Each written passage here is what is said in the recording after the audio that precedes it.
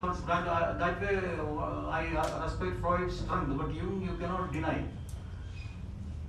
To win over your mind, to control the flickering flames is almost impossible. Great seekers are always in the struggle. On analyzing the mind's activity, we realize that consciousness is everything. Absolute consciousness is only an idea. The world around you is only a projection of consciousness. This is what Ken Wilber and Ramana Maharshi speak of. One can teach through silence. Ramana says, know thyself. Socrates also said the same. All along I have been talking about my commitment to painting, accepting the experience of my precursors as a springboard. Now one might ask why I have started this narrative as my confessions of despair. Every creative person starts his journey with great joy. In the beginning, these pursuits don't bring much agony, but as days go on, they occupy a great part of your time and cause boundless torment. Anxiety of bringing the work to finish, fear of other mediums of expression overtaking the process, feeling that the land under your feet is eroding so fast, and there are spillovers in our lives which art cannot contain. Sometimes I see painting in a different light.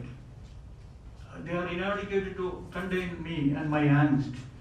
I see them as just chemicals spread on a surface. Where does the years of my existence on earth get transferred into it? This agony is always there with artists, especially when you are going for a non-representative art. And another thing is, we are living in a highly charged atmosphere. The times when Rembrandt or Van Gogh painted, they were comparatively well protected. The visual media has not evolved as it is today. The energy dissipation through television and cinema was not anticipated to make such inroads into human life. We are living in the most complicated time frame. Globalization makes all of us more and more vulnerable. More awareness has made us more gullible. In a country where every day millions of installations are there, installation art has crawled in. I am not dismissing this installation, but absolutely banal works are projected, and they say the old school is buried under their camping. The last 100 years saw great upheavals in human history. Humanity witnessed 2 world wars, atom was split, Oppenheimer's Manhattan Project put the scientists' fraternity in a fix. Matter could be converted into energy. Little did the scientists realize that their simple discovery could wipe out all life on Earth. Einstein could imagine speeds that travel faster than light. There was a theory of uncertainty that Heisenberg's name was lifted to. And the reason several $billion search for God particle, the Higgs boson, yet God remains elusive. In this context, art cannot remain an isolated activity. I should add that we may settle down in Mars one day, but God will still be elusive. In this context, art cannot remain an isolated activity. It is even slowly becoming a minor form of human expression, morphed and numb. Poetry has dried up, we have become clever practitioners of a chosen craft. I can never believe in the Big Bang theory also. If something has to explode, there should be a space around. Where is that space? Stephen Hawking, for his convenience, takes it for granted. For us Indian minds, it is the infinite space and time concept that which the Isavasya Upanishad uphold. You know that sloga which starts Purnasya Purnamadaya Purnameva Vasishyate. In fact, we gave the world 0 and we gave infinity also. Only one more page. If you are in search of an ultimate truth, again you will be disappointed. You cannot see it. There are only suppositions. Only the golden leaf that covers the truth is visible. The face of truth is hidden by the golden leaf. Hiranmayana Patrena Satyastya Vidamo, you know that. This what matters, what makes us continue life? This question Nachiketa asks Yama in Katha Upanishad. It is the power of Maya. We were also talking about Maya in several speeches. The most powerful aspect of Brahma. It is that even Arjuna, who heard the truth of divine gospel Bhagavad Gita from Lord Krishna, could not in later life overcome Maya. How Krishna demonstrated Maya to Narada is known to all of us. And it will take time to tell that story. So I will not. In the Old Testament, you see, in Book of Job, God giving job and each and a potsherd to scratch with. Creativity is that potsherd which God has given us. If this powerful Maya covers our vision, make it more powerful. Thus, that becomes the creative worship and the greatest worship. Contribute more to the beautiful deception. All creativity stems from this urge. Creativity is an end in itself. Art is another religion. We are scattered pilgrims who have lost our way.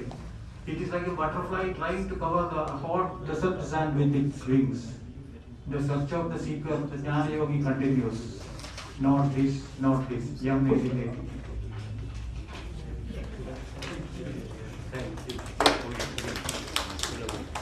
And he has his personal experience and realization, and he is a little bit philosopher also. I know him since a long time, but I like his, the way he talked about his own experience. So now I will request Bhajanananda ji to express his, his observation. The subject of the paper is given as confession of despair in creative process. But listening to this discourse, I couldn't have see any trace of despair. On the contrary, full of hope and vitality in this presentation. And the underlying current of thought seems to be one of agnosticism. That is, what exactly you need to convey is that God cannot be, the realization of God is not so easy, or it is not possible, and whether how far God, the art can help a person realizing God. That is what I would like to know. That is what you really meant. Because, Can I speak? yes. What I meant was scientifically, everything cannot be scientifically explained. I believe in God. In fact, we are on the lap of God. Quite often I think of the infinite space and time, and there are some times when I feel both are same. Even our concept of these 5 Shaivoid centers in South, and then in Mahagala temple.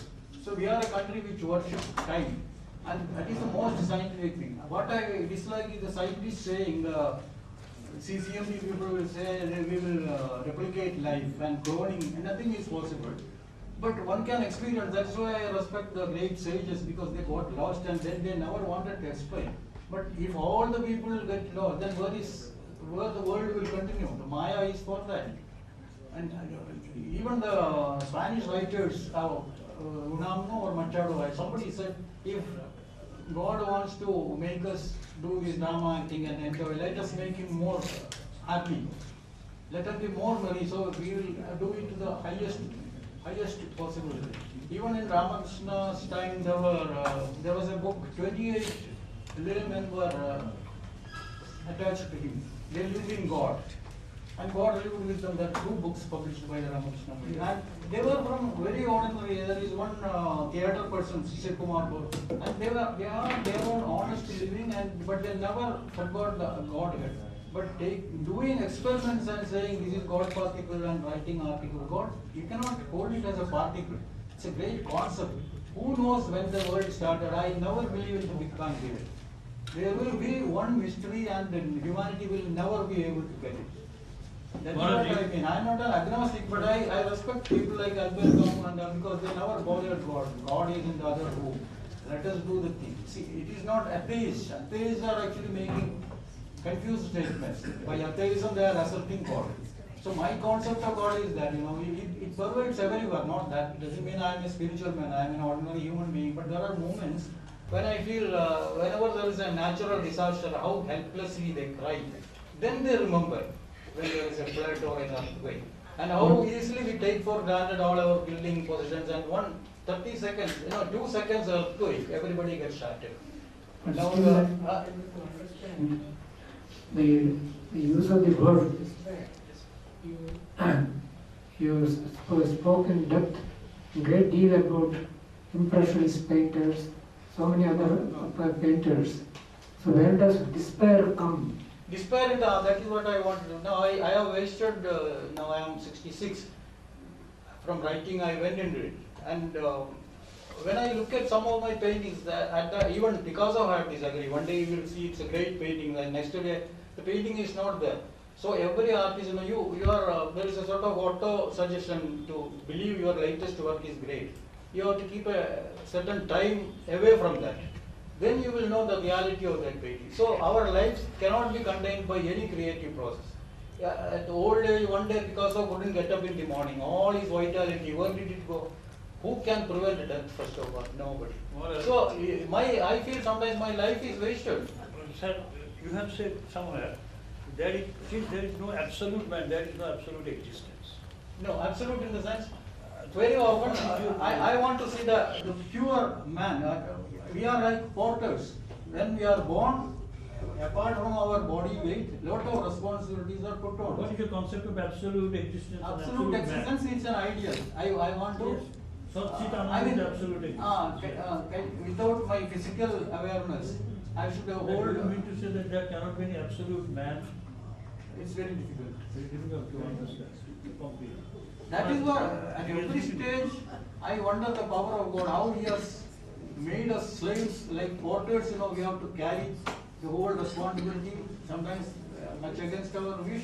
And all human beings die like insects. There is no difference between the death of an insect and a human being. Despair, That is my despair.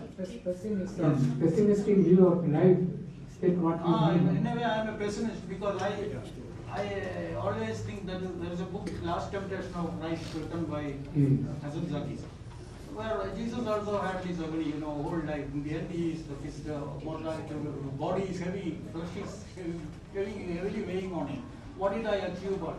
Everybody, what did I achieve by all this? Speaking to ordinary people, writing novels, creating films, which depends again on a distribution system, and after 1 or 2 years run, they are canned.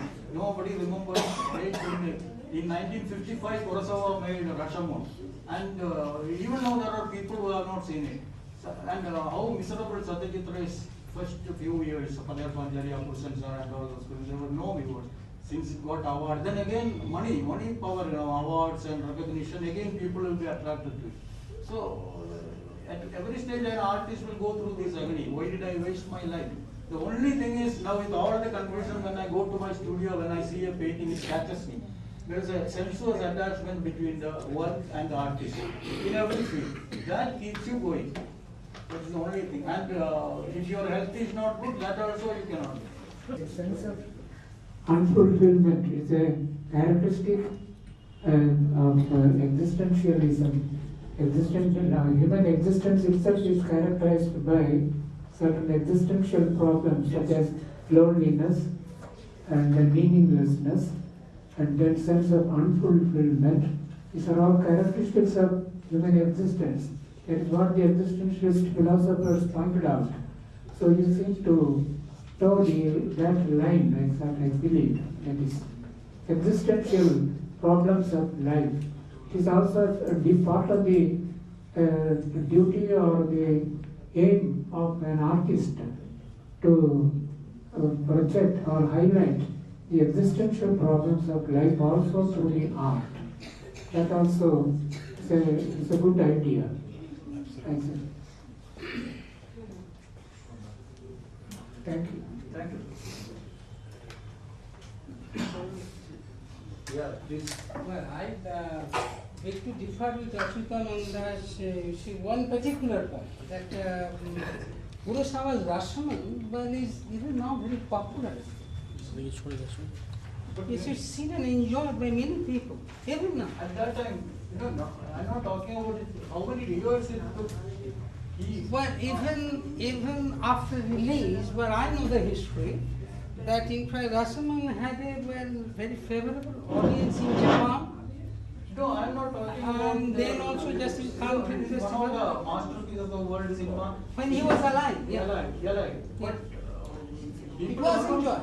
It was how many enjoyed. years have gone? People have not seen it. And his So, effort was just actually to see truth from many angles, from many viewpoints, as you know. 5-6 versions. Yeah, that subject-object relationship. It was appreciated by many people. I didn't say it was not appreciated, but the agony of that person, I do something only 20 or 30 people see that, even when exhibition. And why should I despair? Same thing, Then, Why should I despair of anything at all in this case?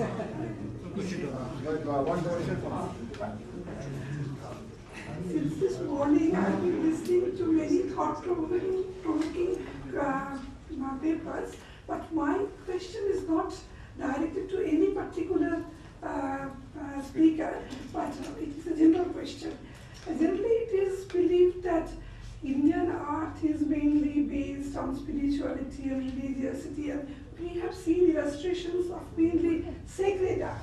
But I am thinking of something in the opposite direction. For example, when I go to Konark or the Belur or Haribid temples in the South India, we find very erotic pictures and postures which are very difficult to relate with this religiosity or spirituality. But somehow I think they may be related, because otherwise why they are depicted on the walls of the temple? Must be there is some relation. But this point is not known to me. So I wanted to know from experts like you who are specialized in this field, that what is the relation of these things with spirituality? It's not religiosity, but spirituality is broader than religiosity. So how it is related? So if you please, anybody please answer.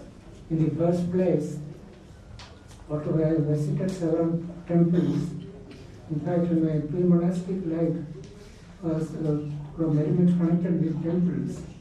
But in the first place, I never saw the pictures that have been referred to, and nobody ever told me also. So that means, in the first place, these pictures are meant only for certain particular types of people. That is one point. Secondly, there are different explanations. I don't want to discuss all this.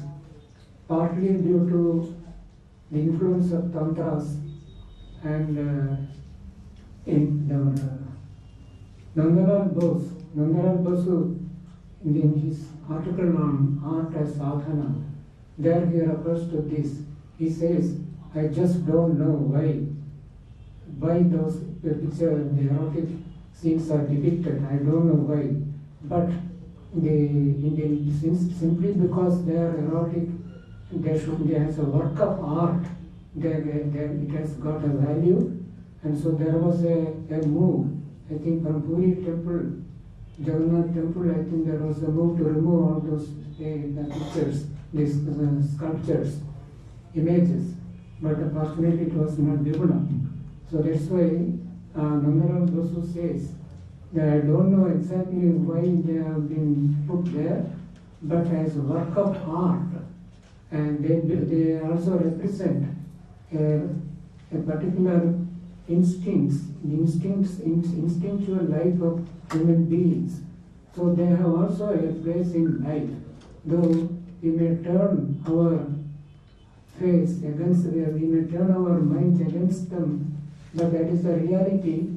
That is also a reality of life, undercurrent in civilized society. And maybe it may have some tantric value, I just don't know. Personally, I don't know what is what there, and I have never seen them. Nobody told me about these these images. It's a really, I don't want to discuss this matter because it is beyond my field of. Now we have the valedictory session, and you will be served after that. So that this point you can get this point you can get resolved. So the Roy's point has not been resolved as yet. Now there is a That's a valid point or something. Yeah, we'll do it outside. with tea or without? With tea or without tea? With all sorts of material inducements. May I have 1 minute?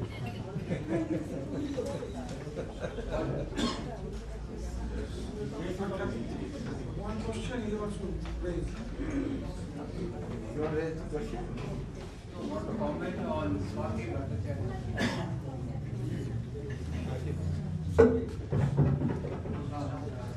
If you give me 1 minute, I wanted to make some comment on Swati Bhattacharya, speaker.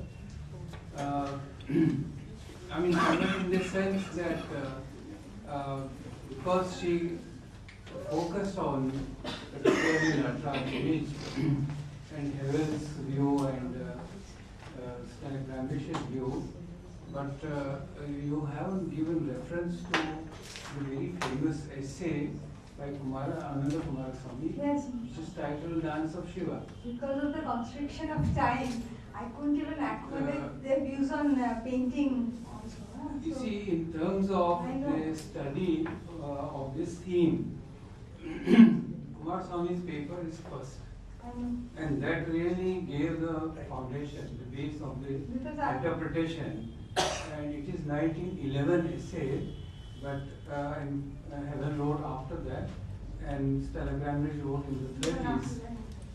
So this is a 1911 essay. It is actually the fundamental Yes, I essay should have which made Kumaraswamy famous at that time, though much of his major work he did much later. And this essay is then published in a collection of essays called Dance of Shiva, which became very famous by that title. But that is 1918. So this I should have referred to it at least. about the, I don't know, I mean, I'm not giving answer to the question you asked, but quickly I want to say that much has been written on this, so you shouldn't be surprised. Much has been written on this. Dr. Biswas talk about this. Dr. Vishwas told us that see, there is a coexistence of what is called sacred and profane. I think since many decades now this notion is there. So it is because of the focus on spirituality that the worldly aspect, looks incongruous, but it is not. And I have also heard some people talking about this dharma, artha, moksha and so on.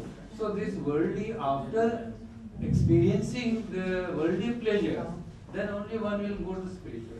I think this whole answer is ruled by in the Jain context. You don't have to go anywhere. This whole answer is ruled by Sri Ramakrishna. Just read the Katha. In the Jain it is written in line by line clearly. And his love. He is the love of Sri Ramakrishna. I just want to add one sentence and then perhaps we would like to hear. In the Jain context, it was very surprising that for every Tirthankara must get married. Why should he get married? So they make circumstances why he gets married. And then he is, taking celibacy.